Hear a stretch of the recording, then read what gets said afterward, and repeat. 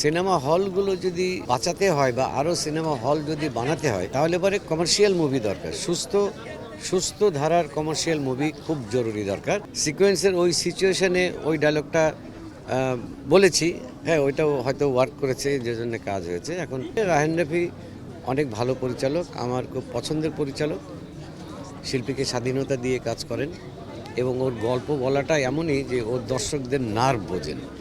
অভিনয় করলাম। তুফানের একটা ডায়লগ খুবই হ্যাঁ সোশ্যাল মিডিয়া এখনো ভাইরাল। হ্যাঁ একটু অভিজ্ঞতা যদি বলতেন। না, এটার ওই ডায়লগ তো বলা যাবে না, ওই ডায়লগটা বলা যাবে না, যেটা একবার ওই সিচুয়েশনে সিকোয়েন্সের ওই সিচুয়েশনে ওই ডায়লগটা বলেছি, হ্যাঁ ওইটাও হয়তো ওয়ার্ক করেছে, যে জন্য কাজ হয়েছে। এখন মানে রায়হান রাফি যেটা বলতে পারি, রায়হান রাফি অনেক ভালো পরিচালক, আমার খুব পছন্দের পরিচালক, শিল্পীকে স্বাধীনতা দিয়ে কাজ করেন এবং ওর গল্প বলাটা এমনই যে ওর দর্শকদের নার্ভ বোঝেন। হ্যাঁ, এবং ও তো অলমোস্ট কন্টেম্পোরারি বিষয় নিয়ে ছবি বানায় প্রথম থেকেই। সো এটা ব্যাপক জনপ্রিয়তা পেয়েছে। তারপরের ছবি তাণ্ডবও তো অনেক জনপ্রিয়তা পেয়েছে, আরও কিছু ছবিও পাইপলাইনে আছে, অনেক শুটিং করছে।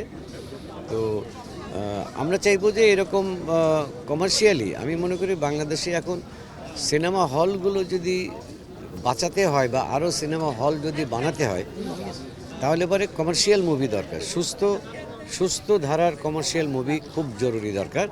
তো রায়হান রাফির মতো অনেকেই এখন তরুণ নির্মাতা যারা আছে তারা ছবি বানাচ্ছে এবং দর্শকদেরকে হলমুখী করছে, এটা অনেক পজিটিভ একটা দিক, তাদের জন্য আমার শুভকামনা। সময় যখন এত কথা।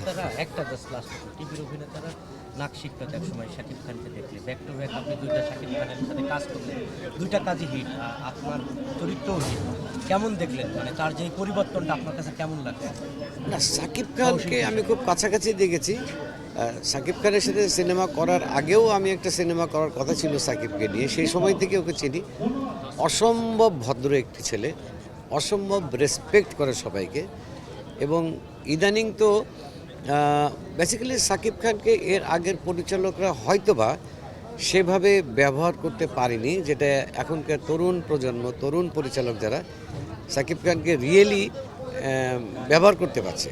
এবং শাকিব অত্যন্ত সময় মেনটেন করে এবং কষ্ট করে।